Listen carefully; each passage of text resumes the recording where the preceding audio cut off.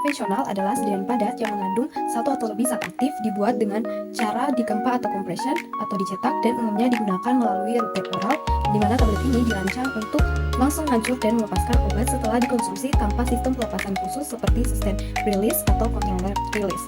Nah, karakteristik dari tablet konvensional itu sendiri adalah yang pertama bentuk dan strukturnya itu berbentuk padat, bulat, oval, kaplet atau bentuk lain, memiliki permukaan rata atau cembung, permukaan umumnya halus dan dapat diberi identitas seperti logo atau kode dan bisa memiliki garis pemecah atau score line. Sedangkan dari mekanisme kerjanya, tablet itu bisa disintegrasi atau hancur, kemudian disolusi atau larut, dan yang terakhir absorpsi. Nah, tidak memiliki kontrol pelepasan obat secara langsung dilepaskan. Dari aspek stabilitas, umumnya tablet konvensional itu stabil secara fisik dan kimia, sensitif terhadap kelembapan dan suhu tertentu, memiliki kekuatan mekanik yang cukup untuk menjaga keutuhan tablet, serta stabil selama proses penyimpanan dan kondisi yang sesuai. Keuntungan dari tablet konvensional itu sendiri adalah memiliki beberapa kelebihan yang membuatnya menjadi bentuk sediaan yang paling banyak digunakan. Antara lain, yang pertama adalah ukurannya relatif kecil dan mudah dibawa, praktis dalam proses pengemasan, distribusi, dan penyimpanan, memiliki dosis zat aktif yang akurat dan konsisten, stabilitas zat aktif lebih baik dibandingkan sediaan cair, dapat menutupi rasa tidak enak dari obat tertentu, mudah digunakan oleh pasien, dan dapat diproduksi dalam skala besar sehingga lebih ekonomis. Sementara keterbatasan tablet konvensional yaitu kurang cocok bagi pasien yang mengalami kesulitan menelan, tidak memiliki sistem pengaturan pelepasan obat, hanya immediate release, kemudian efektivitas obat sangat bergantung pada proses disintegrasi dan disolusi, tidak sesuai untuk obat yang sulit larut atau tidak stabil dalam kondisi tertentu, dan waktu onset kerja relatif lebih lambat dibandingkan sediaan cair atau injeksi. Parameter preformulasi tablet konvensional merupakan berbagai sifat fisikokimia dari zat aktif maupun eksipien yang dipelajari pada tahap awal pengembangan sediaan tablet. Kajian ini bertujuan untuk memahami karakteristik bahan sehingga dapat menentukan metode pembuatan yang tepat, memilih eksipien yang sesuai, serta menjamin mutu, stabilitas, dan efektivitas produk akhir. Beberapa parameter penting dalam preformulasi tablet konvensional antara lain yang pertama adalah ukuran partikel, di mana ukuran partikel berperan penting dalam menentukan laju pelarutan, ketersediaan hayati, serta homogenitas campuran. Partikel yang terlalu halus cenderung menyebabkan masalah aliran karena mudah mengumpal, sedangkan partikel yang terlalu besar dapat menimbulkan ketidakhomogenan dalam campuran. Oleh karena itu, diperlukan ukuran partikel yang optimal agar proses formulasi berjalan baik. Yang kedua adalah sifat alir serbuk atau flowability. Sifat alir menggambarkan kemampuan serbuk atau granul untuk mengalir secara konsisten ke dalam cetakan selama proses pencetakan tablet. Aliran yang baik akan menghasilkan bobot tablet yang seragam, sedangkan aliran yang buruk dapat menyebabkan variasi bobot dan seragaman atau ketidakkonsistenan dosis. Ketiga yaitu adalah kompresibilitas. Kompresibilitas adalah kemampuan serbuk untuk dipadatkan menjadi tablet yang kuat dan tidak mudah hancur. Jika kompresibilitas baik, tablet yang dihasilkan akan memiliki kekuatan mekanik yang memadai, sebaliknya kompresibilitas yang rendah dapat menghasilkan tablet yang rapuh dan mudah pecah. Yang keempat adalah higroskopisitas. Higroskopisitas menunjukkan kemampuan suatu bahan dalam menyerap uap air dari lingkungan. Bahan yang mudah menyerap kelembapan dapat mengalami perubahan sifat fisik maupun penurunan stabilitas sehingga perlu penanganan khusus selama proses formulasi dan penyimpanan. Yang kelima adalah kelarutan atau solubility. Kelarutan sangat mempengaruhi kecepatan disolusi dan proses absorpsi obat dalam tubuh. Zat aktif yang memiliki kelarutan rendah biasanya memerlukan modifikasi formulasi agar bioavailabilitas dapat ditingkatkan. Yang keenam, stabilitas. Stabilitas berkaitan dengan ketahanan zat aktif terhadap faktor lingkungan seperti suhu, cahaya, kelembapan, dan pH. Parameter ini penting untuk memastikan obat aman dan efektif selama masa penyimpanan. Ketujuh adalah polimorfisme. Polimorfisme adalah kondisi di mana suatu zat aktif memiliki lebih dari satu bentuk kristal. Perbedaan bentuk kristal ini dapat mengaruhi sifat penting seperti kelarutan, stabilitas, dan bioavailabilitas sehingga harus dikontrol dalam proses formulasi. Dan yang terakhir adalah densitas, di mana densitas ini digunakan untuk mengetahui kerapuhan serbuk yang berpengaruh terhadap volume, pengisian, sifat alir, dan kemampuan kompresi. Parameter ini juga berperan dalam menentukan keseragaman bobot tablet yang dihasilkan. Eksipien tablet dan perannya. Yang pertama itu adalah bahan pengisi atau diluent. Bahan pengisi digunakan untuk menambah volume massa tablet sehingga mudah diproses dan dicetak, terutama jika jumlah zat aktif relatif kecil. Dengan adanya diluent, ukuran tablet menjadi lebih sesuai untuk dikonsumsi. Contohnya itu adalah laktosa, pati, atau kalsium fosfat. Kedua yaitu bahan pengikat atau binder. Binder berfungsi meningkatkan daya kohesi antar partikel sehingga serbuk dapat membentuk granul yang kompak dan tidak mudah hancur sebelum waktunya. Bahan ini sangat penting dalam proses granulasi untuk menghasilkan tablet yang kuat. Contohnya itu seperti gom akasia. Ketiga adalah bahan penghancur atau disintegran. Disintegran berperan dalam mempercepat hancurnya tablet setelah dikonsumsi sehingga zat aktif dapat segera larut dan diserap oleh tubuh, di mana mekanisme kerjanya itu umumnya melalui penyerapan air, pengembangan, atau swelling. Contohnya itu ada pati, selulosa termodifikasi, dan cross-karmelosa natrium. Keempat adalah bahan pelicin atau lubrikan. Fungsinya yaitu untuk mengatur gesekan antara massa tablet dengan permukaan cetakan dalam proses pengumpahan. Yang kedua, fungsinya itu juga untuk mencegah tablet menempel pada punch dan die. Umumnya lubrikan bersifat hidrofob sehingga dapat memperlambat proses disintegrasi dan disolusi jika digunakan berlebihan. Oleh karena itu, penggunaannya harus dikontrol dengan baik. Contohnya itu seperti magnesium stearat. Yang kelima adalah glidan. Glidan berfungsi untuk meningkatkan kemampuan alir serbuk sehingga memudahkan pengisian massa ke dalam cetakan tablet secara seragam. Bahan ini sangat penting terutama pada metode kempa langsung. Contohnya itu seperti glidan yang sering digunakan adalah silika koloidal. Yang keenam adalah bahan tambahan atau adjuvan. Nah, selain eksipien utama, terdapat beberapa bahan tambahan lain yang digunakan untuk tujuan tertentu seperti pewarna atau coloring agent yang memberikan identitas dan meningkatkan tampilan tablet. Yang kedua itu ada perasa atau flavoring agent, di mana ini berfungsi untuk menutupi rasa atau bau tidak enak terutama pada tablet kunyah atau hisap. Contoh bahan ini dapat berasal dari zat alami maupun sintesis. Pembuatan tablet konvensional terdapat beberapa metode yang digunakan sesuai dengan sifat bahan aktif dan eksipien. Pemilihan metode sangat penting karena akan memengaruhi kualitas granul, kemudian proses, serta mutu tablet yang dihasilkan. Terdapat 3 metode pembuatan tablet, yaitu yang pertama ada granulasi basa atau wet granulation. Nah, granulasi basa ini merupakan metode pembuatan tablet dengan cara mengubah campuran serbuk menjadi granul menggunakan bantuan cairan pengikat. Teknik ini umumnya digunakan untuk bahan yang memiliki sifat alir dan kompresibilitas yang kurang baik. Karakteristik di metode ini adalah menghasilkan granul yang lebih homogen, cocok untuk serbuk dengan sifat alir buruk, dan tidak cocok untuk bahan yang sensitif terhadap panas dan kelembapan. Kemudian granulasi kering atau dry granulasi.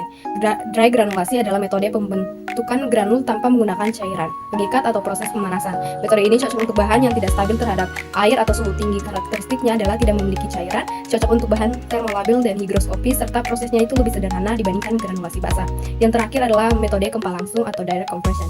Metode kempa langsung adalah metode paling sederhana di mana campuran serbuk langsung dikempa menjadi tablet tanpa melalui tahap granulasi. Metode ini sangat bergantung pada penggunaan eksipien dengan sifat alir dan kompresibilitas yang baik. Tujuannya adalah untuk meningkatkan efisiensi proses produksi, mengurangi waktu dan biaya, serta menjaga stabilitas zat aktif karena tanpa air dan pemanasan.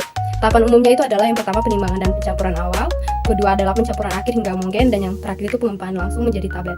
Karakteristik dari metode ini adalah prosesnya paling cepat dan ekonomis, memerlukan eksipien khusus misalnya filler dan binder, cocok untuk bahan dengan sifat alir dan kompresibilitas yang buruk.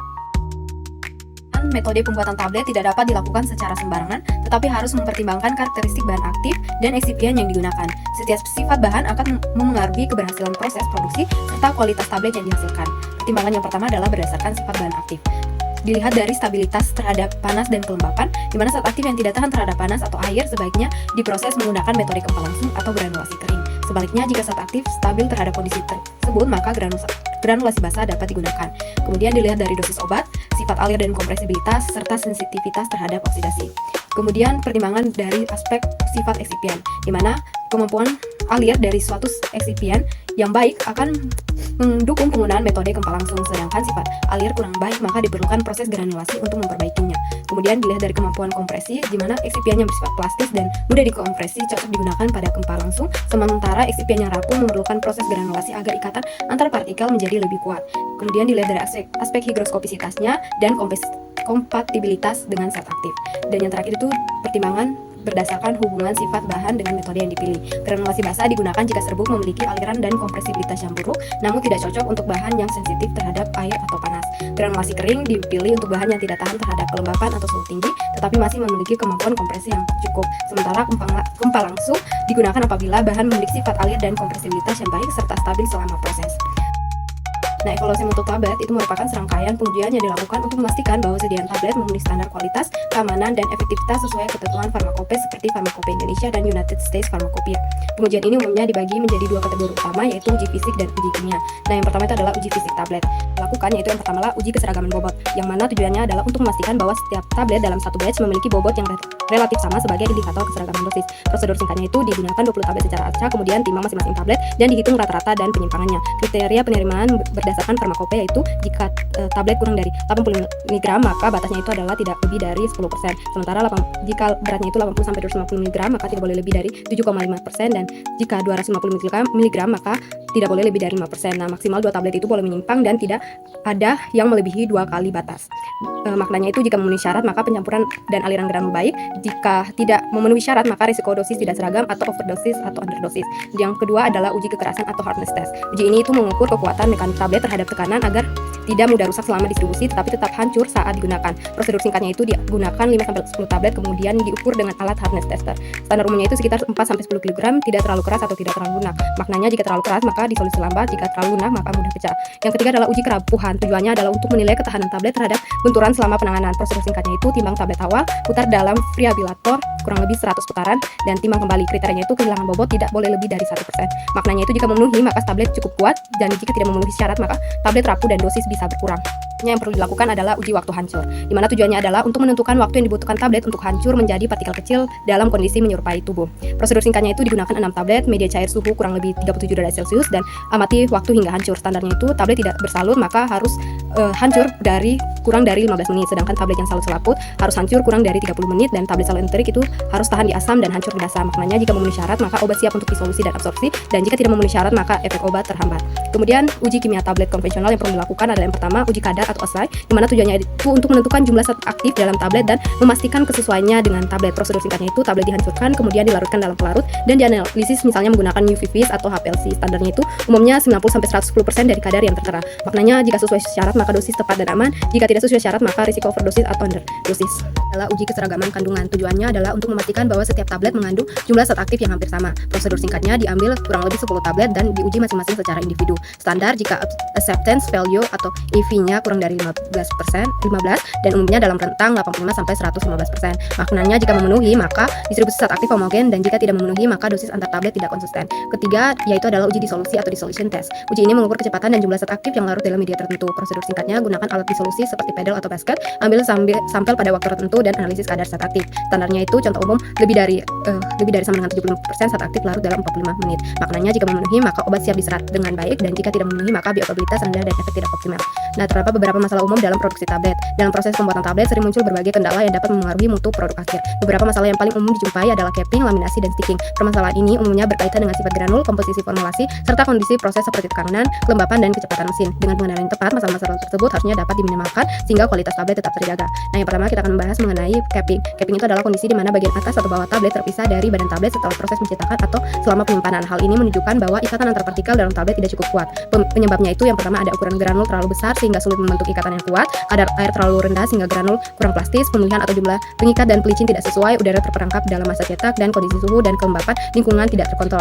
Nah, untuk solusinya itu adalah mengatur ukuran granul agar lebih seragam melalui pengayakan, menyesuaikan kelembapan dengan penambahan bahan pembasah, mengoptimalkan jenis dan jumlah binder serta lubrikan, mengurangi udara dalam masa sebelum kompresi, serta mengontrol suhu dan kelembapan ruang produksi. Masalah yang kedua adalah laminasi. Nah, laminasi itu adalah kondisi di mana tablet terpisah menjadi beberapa lapisan horizontal. Hal ini menunjukkan lemahnya ikatan antar partikel setelah proses kompresi. Penyebabnya itu ada dua. Yang pertama, adanya bahan berminyak atau lilin yang menghambat pembentukan ikatan dan penggunaan lubrikan hidrofobik dalam jumlah berlebihan sehingga menurunkan kohesi antar partikel. Solusinya adalah menambahkan bahan penyerap atau sorben untuk mengikat komponen berminyak serta mengurangi atau mengganti jenis lubrikan agar tidak mengganggu pembentukan tablet. Masalah yang ketiga adalah sticking. Sticking itu adalah kondisi di mana massa tablet menempel pada permukaan punch atau die selama proses pencetakan sehingga menghasilkan permukaan tablet yang kasar dan tidak sempurna. Penyebabnya itu granul masih mengandung kadar air yang terlalu tinggi, penggunaan lubrikan yang kurang atau tidak sesuai, jumlah pengikat yang berlebihan, adanya bahan yang bersifat lengket atau berminyak, serta tekanan kompresi terlalu rendah atau kecepatan mesin terlalu tinggi. Untuk solusinya itu mengeringkan granul hingga kadar air optimal, mengoptimalkan jenis dan jumlah lubrikan, menyesuaikan jumlah bahan pengikat, menambahkan absorben jika terdapat bahan berminyak, serta mengatur tekanan dan kecepatan mesin agar lebih stabil.